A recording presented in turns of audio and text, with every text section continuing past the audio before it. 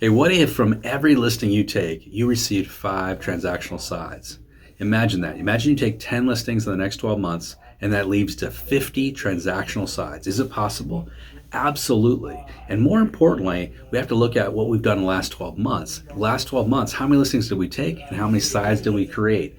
If we are leaving money on the table, it's probably coming from the activities that we're not doing when it regards to our listings, and those opportunities are so massive. So we have a system which I call the 5-star listing system, and it identifies the 5 easy transactions we can secure from every single listing we take. So let's look at this. Number 1, which is not surprising, is we're going to sell the listing that we take. Now that sounds simple in today's market. 95% of listings are selling as soon as they hit the market. But as the market transitions, as the market shifts, believe me, we're going to need to be able to refine our presentations and make sure we get saleable listings again. Because some sellers are starting to outrun the market. They're overpricing their properties. Real danger in our current market. So we need to have this conversation. And conversations and scripting is so important when we're having conversations with sellers. So here we go. We're going to say, hey, because 95% of buyers are connected to a portal, what that means is when we put your house on the market, within 24 hours, basically every buyer in the market is going to turn and look at your listing. Because people are connected to Realtor.com and Zillow.com and my website, my company's website, everybody gets emails as new listings hit the market. And when they see a listing that hits the market, they're going to turn and look at it. So within the first 24 hours, everybody takes a hard look at your listing, and they decide as a collective group, is it priced right or is it overpriced? And if the market believes it's overpriced, everybody's going to turn away from you and wait for the next listing to come online. If they believe it's priced right, you're going to get a surge of showings and probably offers. So the lesson here is we don't get a second bite at the apple. We have one shot at a first impression. So really what we have to do today is decide, do we want to list the property and get it on the market, or do we want to sell the property? Whole different conversations when we decide which route we're headed. Now there is a neighbor of yours, you probably have noticed it, that we drive by every morning, and that neighbor of yours has had their home on the market for over 30 days, and I can tell you right now, they listed it, they didn't want to sell it because it's vastly overpriced. Have you noticed that one? And get into conversation about that. So that's one part of this, is just selling that first property. The next one is going to be obtaining a triggered listing. Now, a triggered listing is when a listing sign goes up in a neighborhood and the homeowners around that listing are driving home, they're going to notice the new sign. They're going to start to talk about it with their spouse or significant other. Hey, did you see Bob and Judy listed their house? Let's look at what it's listed for. They'll go on to Zillow or Realtor.com. They'll see what it's listed for. Oh, our house is worth more than that. They'll start triggering them to start having a conversation about selling. This is why more signs will often go up in that neighborhood. My neighborhood, in the last year or two, we've had 7, 8 signs go up from all kinds of different realtors as these listings have been triggered. Probably same thing has happened in your neighborhood as well.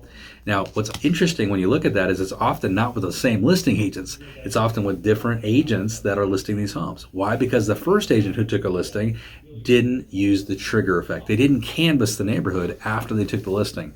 We need to canvass the neighborhood. Every time we take a listing, we should be doing a boost in social media, geographically around the listing. We should be making calls, sending texts, doing mailings, doing in-person conversations, doing open houses in those neighborhoods, and making sure that people know if they want to talk about real estate, they should talk to us. So that's obtaining a triggered listing. Next is we want to convert a buyer and or a seller. And here's what's happening in our current market. When agents get calls on the listings, they're like, ugh, another buyer, I don't want to deal with it. And they're so jaded about buyers. They forget that 72% of those buyer calls are sellers in disguise, people that still need to sell their house. So every single call that we get, we're always going to ask the question, hey, while I got you on the phone, can I ask you, what's your housing situation now? Always find out, do they own a home? Do they rent a home? Figure it out, right? And then figure out your script. In order to get really better at converting buyers and sellers on the phone, we should be using a script until it's memorized and it becomes part of our second nature. We should be tracking our results and we should be measuring our performance. See how many calls per appointments that we average. The other thing is we have to get really good at scripting. So we might say, hey, well, thanks for reaching out about this listing. What clicked with you about this particular house? Or, hey, do you have a specific area in mind? Or, hey, how many bedrooms and bathrooms really feels right for you? Now, do you need a big yard, small yard? What are you looking for? What are you thinking about square footage? Hey, do you own a home now? You see, I'm going to memorize those scripts and get into conversations with people. Last thing I want to talk about is that we should always be turning a seller into a buyer. This is number 5, turning a seller into a buyer. Obviously, when people sell the house, they got to move. What are they moving to? This is where agents fall apart. A lot of agents will do this. They'll go out, take a listing, super excited, get the client to sign, they bring an offer in, they get excited, they get into escrow. Then they call the seller a couple weeks later, and the seller says, hey, good news, we found another home.